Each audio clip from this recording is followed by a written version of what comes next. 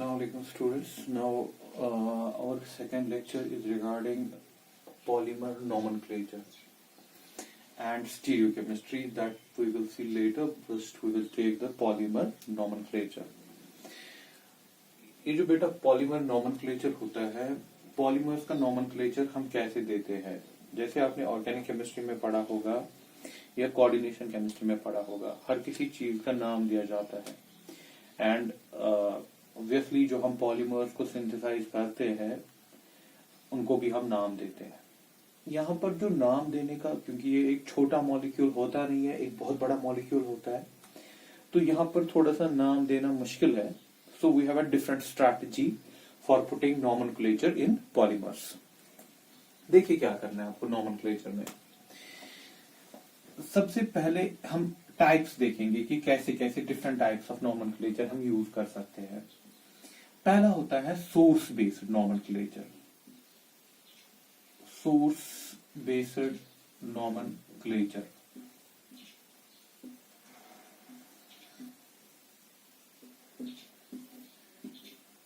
Source based nomenclature देखिए इसमें क्या करना है। अगर आपने आपका कोई पॉलीमर बना, लीजिए ये था CH2 आप CH2 बहुत सारे ले रहे हो, ठीक, इनको पॉलीमर बनाना है। ये जो इसका छोटा पार्ट है, इसका नाम क्या है, इसको हम बोलते हैं इथाइलिन। इथाइलिन। अब हम क्या कर रहे हैं, हमें पॉलीमर बनाना है। जब हम पॉलीमर बनाएंगे तो ऑब्वियसली हमें इसको ब्रेक करना है, डबल बॉन्ड को तोड़ना है। ये मैं तोड़ रहा हूं डबल बॉन्ड को, ठीक, तो बन गया फ्री रेडिकल। यहां पर फ्री रेडिकल है, फ्री रेडिकल है, ऐसे ही कंटिन्यूअसली फ्री रेडिकल्स बन रहे हैं। So we are getting free radicals. Finally क्या होगा, ये फ्री रेडिकल ये जो वाला है ये इसके साथ जुड़ जाएगा और ये वाला जो है ये इसके साथ जुड़ जाएगा। सो वी गेट है, देखिए मैं यहां से दिखा रहा हूं CH2, इसको मैंने अभी ऐसे ही रख दिया, ये वाला इसके साथ जुड़ रहा है, दैट मीन ये हम इसके साथ जोड़ रहे हैं, ऐसे ही हम ये इसके साथ जोड़ रहे हैं। We get CH2 CH2 CH2 CH2 CH2, ऐसे ही इस पे भी था, इस पे भी है, ठीक। फाइनली क्या होगा, अगर आप, ये तो मैंने 3 यहाँ पर दिखा दिए, बोर्ड में 3 लाइन थी तो 3 मैंने दिखा दिए, लेकिन अगर आपके पास बहुत सारे होते तो आप कंटिन्यूअसली ऐड करते जाते। तो यहाँ पर ओपन है ना ये, दैट मीन अगर आप n टाइम लोगे तो आपके पास ये एक बहुत बड़ी लंबी चेन, दैट मीन ये यहाँ से आगे चला जाएगा और ये यहाँ से आगे चला जाएगा। अब शॉर्ट में इसको दिखाते कैसे हैं, हम इसको दिखाएंगे ऐसे कि इसका छोटा यूनिट कौन सा था, इथाइलिन का CH2, ठीक, ये सबसे छोटा यूनिट यही है, n टाइम, ठीक। अब देखिए नाम, अगर आपको सोर्स बेस्ड नाम देना है, first of all you know the monomer. पता है कि आपको मोनोमर पता होना चाहिए कि मोनोमर कौन सा है। जैसे मैंने यहां पर दिखाया, मुझे पता है कि इसका मोनोमर इथाइलिन है, तो मैं इसका शॉर्ट में नाम कर दूं क्या,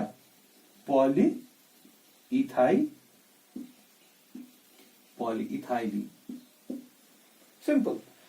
that mean if you know the monomer, अगर आपको मोनोमर, दैट मीन मोनोमर मालूम है, मोनोमर कौन सा है। देखिए वर्ड्स पे बहुत ख्याल रखिएगा कहां पर क्या यूज करना होता है। If you know the monomer, that mean आपको मालूम है कि मोनोमर क्या है, इसमें उसका कॉमन नेम लीजिए, कॉमन नेम के आगे पॉली लगा दीजिए, तो बन गया आपको पॉलीइथाइलिन। सिंपल। चलिए एक और एग्जांपल देखते हैं इसकी।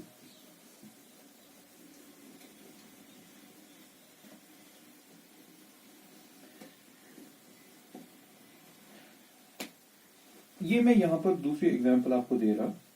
मेरे पास है CH2 डबल बॉन्ड CHCl, ठीक है। ऐसे ही मेरे पास होगा CH2 डबल बॉन्ड CHCl दूसरा, ऐसे ही तीसरा CH2 डबल बॉन्ड CHCl। इसको हम कहते हैं विनिल क्लोराइड, विनाइल क्लोराइड, ठीक। अब इसमें क्या करोगे, आप फिर से डबल बॉन्ड को तोड़ोगे, फिर आपस में इनको जोड़ोगे। जब आप फाइनली जोड़ोगे तो आपकी चेन ऐसे बन जाएगी, डबल बॉन्ड को तोड़ तोड़ के, जैसे मैंने अभी दिखाया। ये यहां से इसके साथ जुड़ जाएगा, तो आपके पास चेन ऐसे बन रही है CHCl।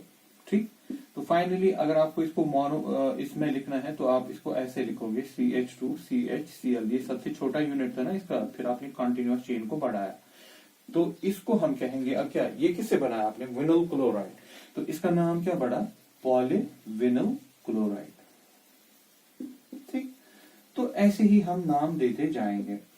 नाउ हाँ, that means source based nomenclature में क्या करना होता है, आपको पता है कि मोनोमर क्या है, उस मोनोमर का आपने कॉमन नेम से लिया और उसी को पॉली आगे लगा दिया, तो आपका बन गया पॉलीविनल क्लोराइड।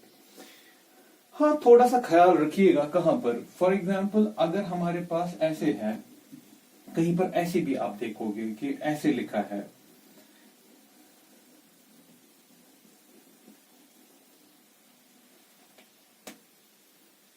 ऐसे लिखा है पॉली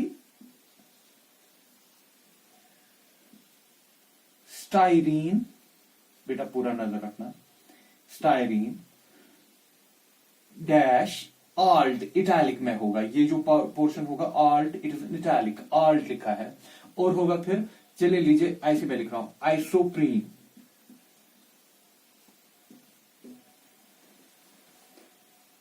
स्टाइरीन आल्ट आइसोप्रीन। इसका मतलब क्या होगा, देखिए स्टाइरीन जो है ना, इसको हम कहते हैं स्टाइरीन, ये है हमारे पास स्टाइरीन, ठीक, मोनोमर। और आइसोप्रीन जो है,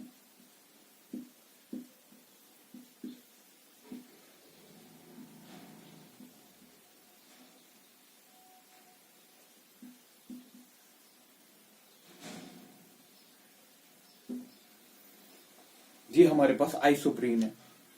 नाउ जो हमारे पास ये यहां पर फॉर एग्जांपल अगर आप देखोगे आपका क्या बन रहा है, ये एक मोनोमर है, ये दूसरा मोनोमर है, ऑब्वियसली ये जो टाइप ऑफ पॉलीमर बनेगा ये कोपॉलीमर बनेगा। दैट मींस सबसे पहले आपको याद देना होगा कि वो हमने जो पढ़ा था पीछे, होमोपॉलीमर्स और कोपॉलीमर्स क्या होता है। होमोपॉलीमर्स होता है जिसमें सिर्फ ए टाइप ऑफ, आप याद फर्स्ट लेक्चर में मैंने आपको पढ़ाया, ए टाइप ऑफ ये होते हैं, सिर्फ सेम टाइप ऑफ मोनोमर है। जो इससे पहले मैंने 2 एग्जांपल दी ना, वहां पर वो होमोपॉलीमर्स थे। लेकिन कोपॉलीमर क्या होता है, जिसमें एक से ज्यादा टाइप्स ऑफ मोनोमर्स होते हैं, जिसको हम कहते हैं ए बी, ठीक है ना, इसको हम कहते हैं कोपॉलीमर। लेक्चर नंबर 1 में मैंने आपको दिखाया था होमोपॉलीमर, कोपॉलीमर। फिर कोपॉलीमर के अपने टाइप्स होते हैं। कोपॉलीमर में होता है, अगर फॉर एग्जांपल पहले ए है फिर बी, इसको बोलते हैं कोपॉलीमर। लेकिन कौन सा टाइप, अल्टरनेट टाइप, ठीक है ना, अल्टरनेट। अगर आपका ऐसे है, आपके पास ए ऐसे ही कंटिन्यूअसली है, फिर बी आप स्टार्ट ले रहे हो, तो इसको दैट मीन थोड़ा सा पोर्शन ए का है फिर बी का है, इसको बोलते हैं ब्लॉक कोपॉलीमर। ठीक, ब्लॉक कोपॉलीमर। आप देख लीजिएगा पहले वाले लेक्चर में मैंने ये सारे डिस्कस किए हैं। अल्टरनेट होता है, ब्लॉक होता है, ग्राफ्ट होता है, रैंडम होता है, ये सारी चीजें मैंने बताई है, ठीक है ना। अब इस टाइप का कोपॉलीमर में अगर आपको सोर्स बेस्ड नोमेनक्लेचर देना है तो आपको क्या करना है, पॉली स्टाइरीन आल्ट का मतलब क्या होता है, पहले ए फिर बी फिर ए फिर बी। यहां पर ए आपका कौन सा है, स्टाइरीन, और बी है ये मॉलिक्यूल, ठीक है ना। तो आपका जब पॉलीमर बनेगा ना, उसमें ये ए होगा, फिर बी ये होगा, फिर जाके ए फिर से आएगा, फिर जाके बी, ऐसे ही चलता जाएगा। दैट मीन्स आप कंटिन्यूअसली ऐसे ही इसको फॉलो करोगे। तो बीच में क्या लिखा होगा, आल्ट, ठीक है। अगर आल्ट नहीं होता, आपका ऐसे होता, styrene block isoprene. That means पहले बहुत सारे स्टाइरीन, ए स्टाइरीन होता, फिर जाके स्टार्ट होता ये जो दूसरा पार्ट आइसोप्रीन का है वो स्टार्ट हो जाता, ठीक है बेटा। तो इस चीज को पूरा समझ लीजिएगा।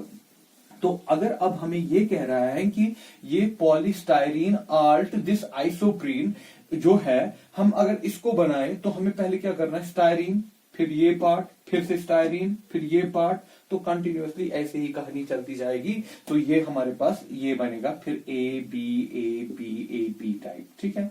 तो इससे डरना नहीं है कि ये बीच में क्या लगा है, ये आपको दिखा रहा है कि एक्चुअली स्टायरीन और आइसोप्रीन को कैसे रखा गया है।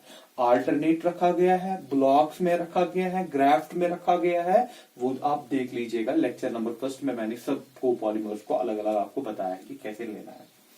सो हियर वी कंक्लूड कि सोर्स बेस्ड नोमेनक्लेचर क्या होता है। सोर्स बेस्ड नोमेनक्लेचर होता है जहां पर हम क्या करते हैं कि हमारा पॉलीमर बना, लेकिन मोनोमर हमें पता है कि मोनोमर क्या है। जब हमें मोनोमर पता है तो हम जाके उसमें आगे पॉली लगाते हैं, फिर जाके हमारे पास मोनोमर आता है। अब देखिए दूसरा टाइप ऑफ नोमेनक्लेचर है, that is known as structure based nomenclature. Structure based nomenclature कब दिया जाता है? When monomer in polymer is proved. That means इतना ही नहीं कि आपको पता है कि मोनोमर क्या है, आपको मोनोमर का सारा स्ट्रक्चर वो वहां पर कहां पर कैसे बैठा है उसकी सब चीजें पता है, तब जाके आप स्ट्रक्चर बेस्ड नोमेनक्लेचर में आते हैं। मतलब देखिए हमारे पास इसका दूसरा नाम, इसको हम आईयूपीएक भी कहते हैं, IUPAC, इस वाले को स्ट्रक्चर बेस्ड नोमेनक्लेचर। लेकिन कब देना है? जब आपको मोनोमर जो आपके पॉलीमर का है वो पूरा प्रूव हो गया कि हाँ वो क्या है, दैट मीन उसके स्ट्रक्चर के बारे में आपको सारी चीजें पता है, then you can go for this. That mean आपका जो ये पॉलीमर है वो क्या है, वो है आप उसको दे सकते हो उस वक्त नाम स्ट्रक्चर बेस्ड नोमेनक्लेचर। देखिए मैं एग्जांपल पे समझाता हूं आपको। मेरे पास एक पॉलीमर है CH2CHCClCl, इसमें डाइक्लोराइड है, ठीक है। इसका अगर कॉमन नेम देखेंगे ना, इसका विनिलिक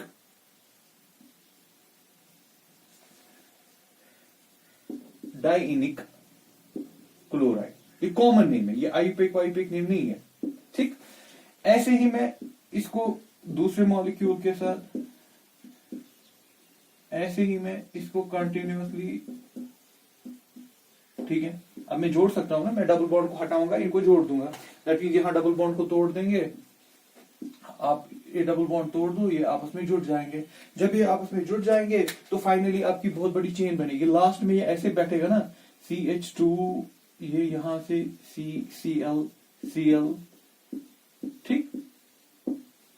अगर आपको इसको सोर्स बेस जो हमने पहले पढ़ा वो नाम देते तो आपको क्या करना था, आपको इसमें पॉली लगाना था, विनिलिडीनिक क्लोराइड, ठीक है, पॉलीविनिलिडीनिक क्लोराइड, वो इसका बन गया सोर्स बेस्ड नेम। नहीं, हम देख रहे हैं स्ट्रक्चर बेस्ड नेम। देखिए स्ट्रक्चर बेस्ड नेम में आपको पूरा पता होना चाहिए कि किस कार्बन पे क्लोरीन कितने हैं। कॉमन नेम जब हम देते हैं ना, कॉमन नेम में पूरा पता नहीं होता है। This is the difference between the common name and the IUPAC name. Common name ठीक है, कॉमन नेम आपको पता है कि कौन सा मोनोमर है तो आप उस हिसाब से देते हो, लेकिन अगर आईयूपीएक नेम देना है तो आपको इतना ही नहीं पता है कि कौन सा मोनोमर है, आपको पूरा पता है कि किस कार्बन पे कौन सा ग्रुप है, कहां पर कौन सी चीज है, सारी चीजें पता है। तो देखिए अगर मैं इसका आईयूपीएक नेम दे दूं तो आईयूपीएक नेम में इसको बोलना पड़ेगा आपको, दिस इज 1, दिस इज 2, ठीक है, 1 2।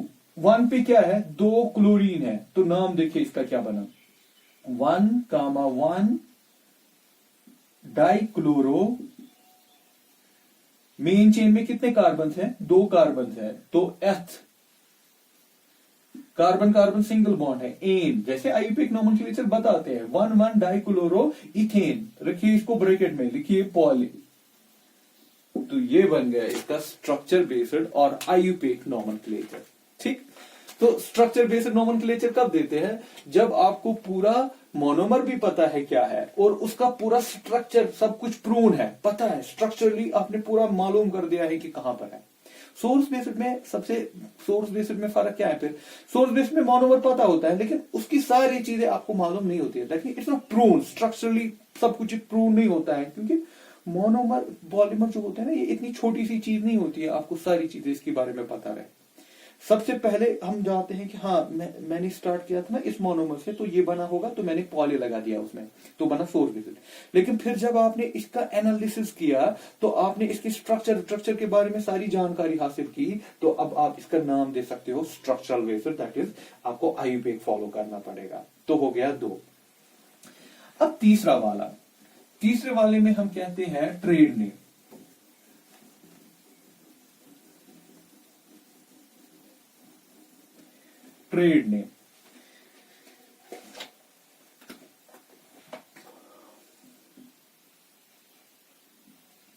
Trade name, third one. ये ट्रेड नेम कहां देते हैं? When you have, that mean आपने कोई मोनोमर, आपने कोई पॉलीमर बनाया, उसका सोर्स बेस्ड नाम आपने आसान से दिया क्योंकि आपने मोनोमर आपने लिया था। फिर आपने स्ट्रक्चरल एनालिसिस की तो वहां से इसका स्ट्रक्चर निकाला, तो आपने दूसरा नाम इसका वो बनाया structural based, that is IUPAC based. अब अगर इन दोनों में कोई भी कंफ्यूजन नहीं है, ठीक है ना, इन दोनों में कोई भी कंफ्यूजन नहीं है, दैट मीन सब चीजें ठीक से चल रहा है, तो आप फिर इसका ट्रेड नेम देते हो। ट्रेड नेम फिर दैट मीन मार्केट में आप इसको कैसे बेचोगे? फॉर एग्जाम्पल आपके पास कोई है पॉलिस्टर आप बोलते हो। पॉलिस्टर जो है इट्स अ पॉलीमर, लेकिन ये पॉलिस्टर कपड़ा है ना, हम जानते हैं पॉलिस्टर हम यूज करते हैं, ये पॉलिस्टर का कपड़ा है, ठीक है ना। तो दैट मीन ये अब इसका मार्केट नेम बन गया। लेकिन मार्केट नेम तब बन जाता है, ट्रेड नेम तब बन जाता है जब आपके पहले 2 नॉमेनक्लेचर्स में कोई कंफ्यूजन नहीं है, तो फिर आप रख देते हो इसको एक लेबल चिपका के, ये भाई ये है बस, तो उसके बाद उसका नाम वही पड़ता है। जैसे मैं आपको फॉर एग्जाम्पल कुछ एग्जाम्पल पे ये समझाता हूं। हमारे पास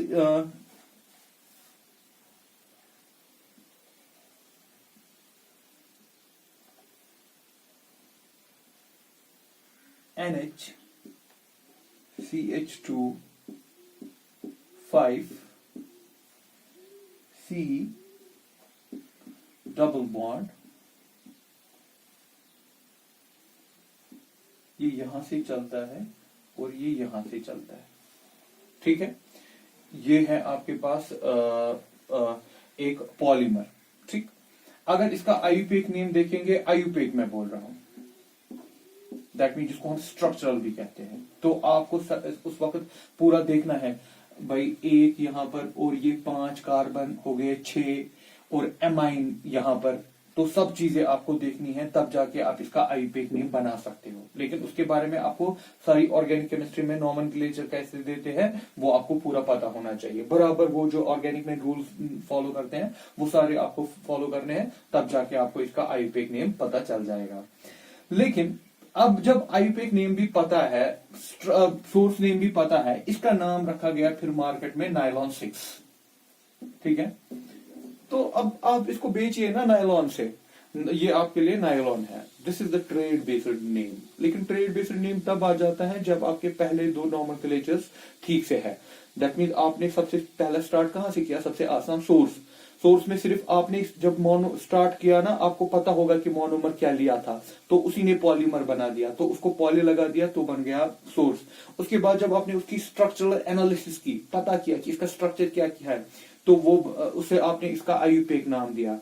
अगर पहले वाले नाम में और दूसरे नाम में कोई कंफ्यूजन आप में नहीं है, तो फिर आप इसका एक लेबल नाम देते हो जिसमें से आप इसको मार्केट में बेच सकते हो। तो ये होता है कि हम पॉलीमर्स का नॉमेनक्लेचर कैसे देते हैं। Now the next thing is regarding the stereochemistry. Stereochemistry of polymers.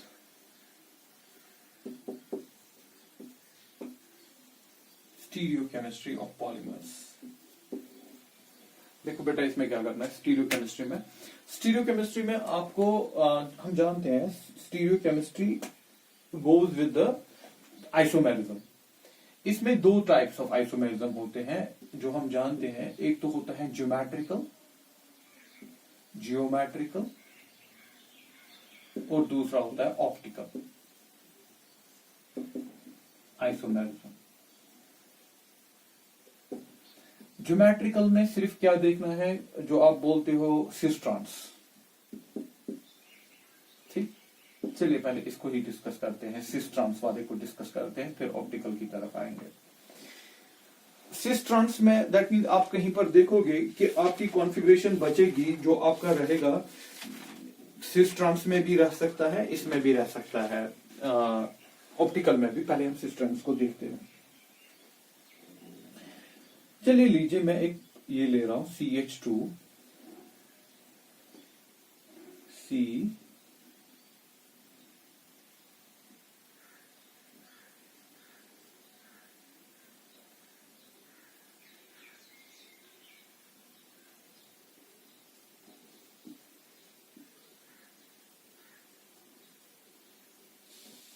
ऐसे लेंगे.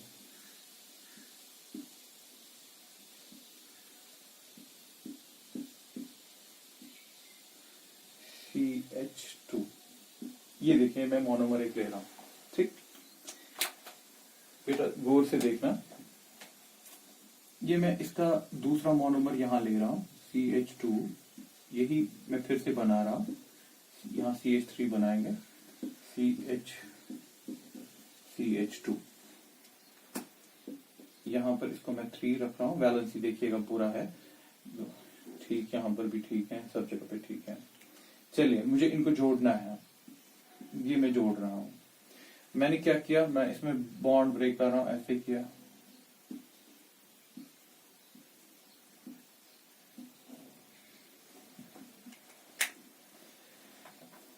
ये बना CH2.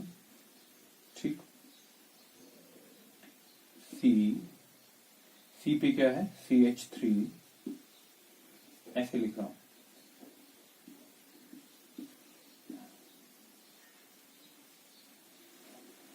CH3, ये यहां पर फ्री रेडिकल बना और ये फ्री रेडिकल बना, फ्री रेडिकल डबल बॉन्ड बन गया इन दोनों के बीच में. यहां फिर बना CH. ठीक, चलिए मैं H यहां पर लिखता हूं इसका, और ये बना यहां CH2. ठीक, ये CH2 किसके साथ जुड़ेगा, ये यहां से इसके साथ जुड़ रहा है,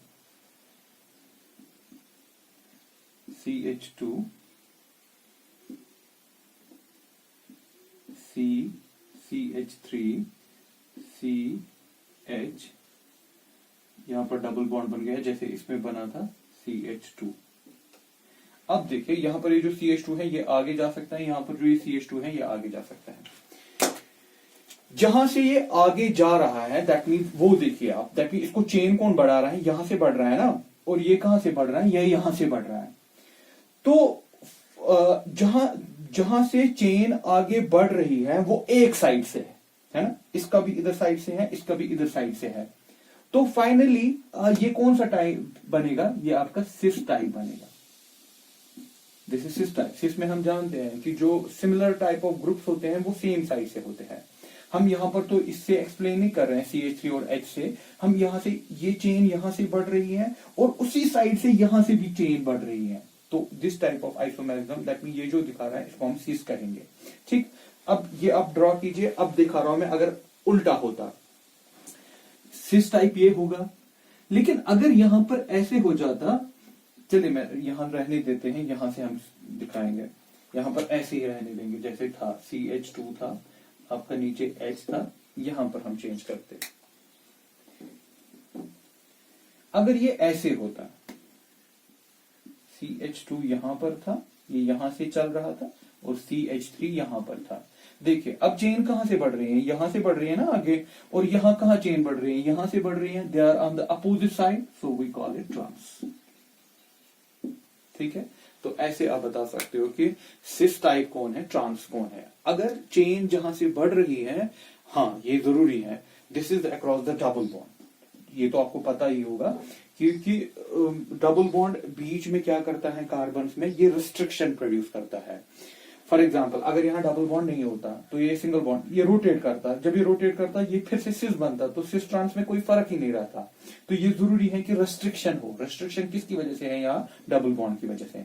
तो चेन यहां से बढ़ रही है, इसमें उल्टे डायरेक्शन में, ऊपर से चेन बढ़ रही है, इसमें नीचे से चेन बढ़ रही है यहाँ, तो एक ट्रांस वाला है। अगर चेन जहां से बढ़ रही है सेम डायरेक्शन से हो तो हम कहते हैं वो कौन सा वाला है? सिस।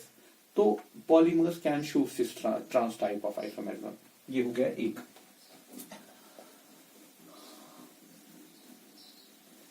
अब देखिए ऑप्टिकल में, ऑप्टिकल पता ही है आपको, दैट मीन्स वो चीज ऑप्टिकल आइसोमेरिज्म दिखाती है जिसमें एसिमेट्रिक कार्बन हो। एसिमेट्रिक कार्बन दैट मीन्स जिसमें आपका कायरल कार्बन हो। इसके लिए कंडीशन तो आपने पढ़े होंगे ऑर्गेनिक केमिस्ट्री में, कायरल कार्बन होना चाहिए, ठीक है। तो आपको पॉलीमर में जाके वहां पर देखना पड़ेगा कॉन्फ़िगरेशन को, तब जाके आप कायरल सेंटर्स को ढूंढ सकते हो, ठीक है।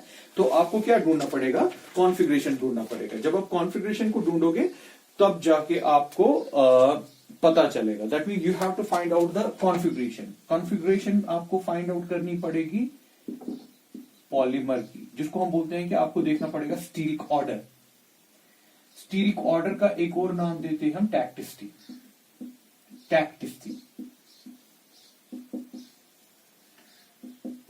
ठीक है बेटा। तो आपको अगर ऑप्टिकल आइसोमेरिज्म दिखाना है पॉलीमर को, पॉलीमर में क्या होना चाहिए? पॉलीमर में कायरल कार्बन होना चाहिए।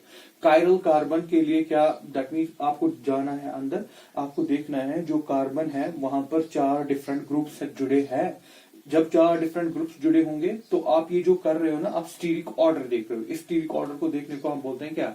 टैक्टिसिटी। देखिए अब मैं दिखाता हूं आपको आपकी टैक्टिसिटी कैसे कैसे आपको मिल सकती है। मैं एक चेन बना रहा हूं, इसमें कार्बन है, यहां R है, इसका H C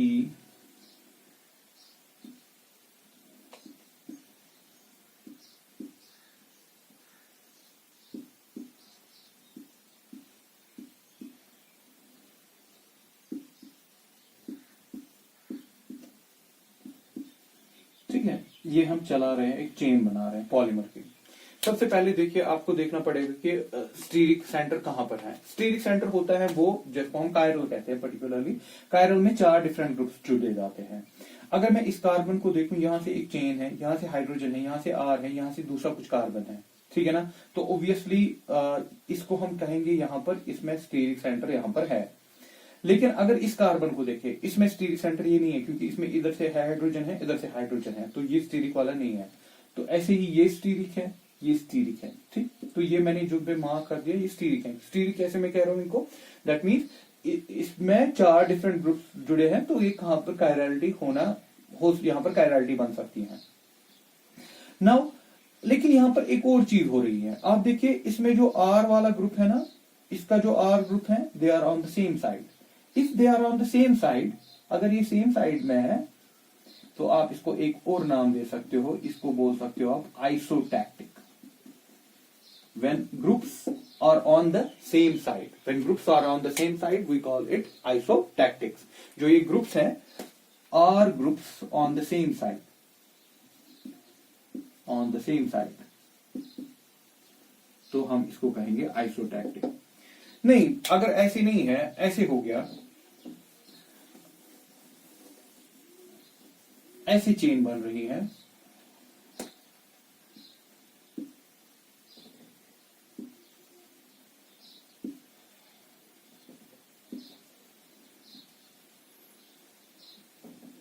ऐसी बन रही है, एक यहां पर R है, ये कायरल तो यही है, लेकिन यहां R और फिर यहां R, ठीक है ना। तो आपका जो अरेंजमेंट है ना, R ग्रुप्स लाइंग एक ही साइड से नहीं है, अल्टरनेट जो है, अल्टरनेट पे अपोजिट साइड से है। दैट मींस एक एसिमेट्रिक कार्बन छोड़ के फिर वही ऑर्डर आएगा।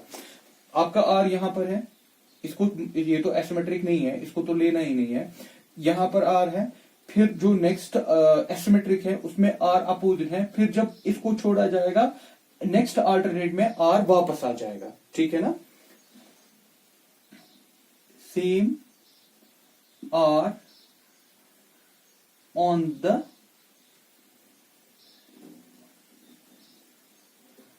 आर ऐसे लिखेंगे, आर ग्रुप्स सिमिलर है ये, on the similar side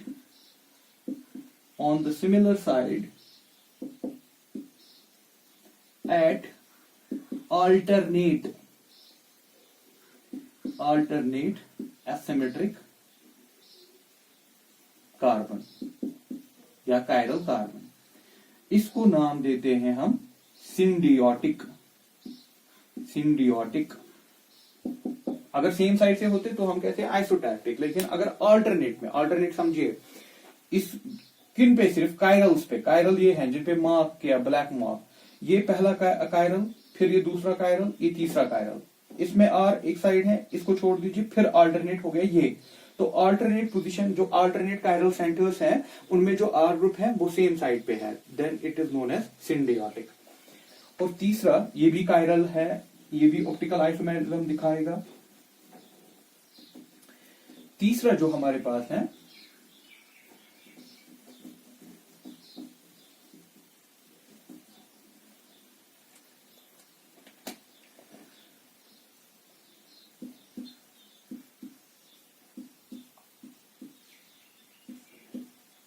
ये देखिए, मैंने एक चेन बनाई, जरा ऑर्डर देखते इसका, ठीक। ये आर नीचे से है, यहाँ आर ऊपर से है, ठीक, फिर आर नीचे से हो गया, ठीक, फिर आर नीचे से हो गया, दैट मीन्स कोई ऑर्डर मेंटेन नहीं हो रहा है। ऐसे ही जहां से, दैट मीन्स कहीं आर ऊपर है, कहीं आर नीचे है, on the chiral centres, that means irregularly arranged, आपकी कोई अरेंजमेंट यहां पर बनती नहीं है। तो हम इसको क्या कहते हैं, जब आपके पास इरेगुलर अरेंजमेंट ऑफ ग्रुप्स, कहां पर, लेकिन एट कायरल सेंटर्स, आप सिर्फ बात कर रहे हो किसकी, कायरल सेंटर्स, कॉल्ड, इसको बोलते हैं एटैक्टिक, ठीक है। तो ये तीन तरीके आप देखिएगा, ये तीनों आइसोमेरिज्म दिखाएंगे। ऑप्टिकल आइसोमेरिज्म होता है कि जो प्लेन पोलराइजर लाइट को रोटेट करे, तो उसके लिए सबसे इंपॉर्टेंट चीज है कायरलिटी तीनों में है। आई एम नॉट सेइंग कि कायरलिटी नहीं है, आइसोटैक्टिक में भी है, एटैक्टिक में भी है, सिंडियोटिक में भी है, लेकिन इन तीनों का नाम आपको चाहिए कि आपको पता होना चाहिए, एटैक्टिक किसको बोलते हैं, सिंडियोटिक किसको बोलते हैं, और आइसोटैक्टिक किसको कहते हैं। This is all about the stereochemistry of polymers.